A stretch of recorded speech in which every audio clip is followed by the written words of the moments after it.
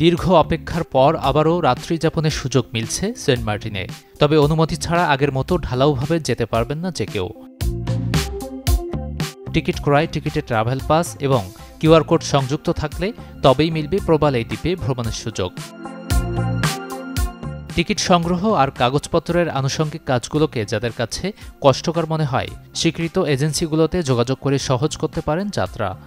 One stop solution টাইপের অনেকগুলো company ঢাকায় আছে। আমি আসলে কোনো কোম্পানির নাম আমি আলাদা করে মেনশন করছি না। পর্যটক যারা, তাদের প্রতি আহ্বান থাকবে যেন যারা হচ্ছে একদমই অথরাইজড, যে ট্রাভেল কোম্পানিগুলোকে আপনারা চেনেন বা যাদেরকে চেনেন, তাদের কাছ থেকে টিকিট সংগ্রহ করুন, কারণ শিপটি একটা বিশাল ইস্যু।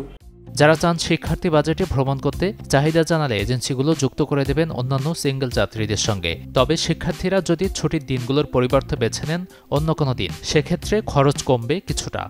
একটা সিঙ্গেল যদি স্টুডেন্টও যায়, তাকে কিন্তু আমরা অন্যান্য যারা অভিযাত্রী আছেন তাদের সাথে অ্যাকোমোডেট করে দিচ্ছি। সেক্ষেত্রে তাদের খরচটা কমে যাচ্ছে, তাদের একটা টিমের সাথে, একটা গাইডের সাথে যাচ্ছে, পুরো ট্রিপটা কিন্তু গোছানো হচ্ছে। তো ওই যে স্টুডেন্টদেরকে আমরা বেশ প্রায়োরিটি দিয়ে থাকি।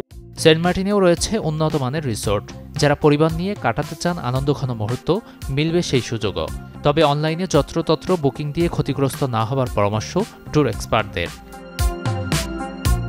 গাজী আনিস, চ্যানেল 24, ঢাকা।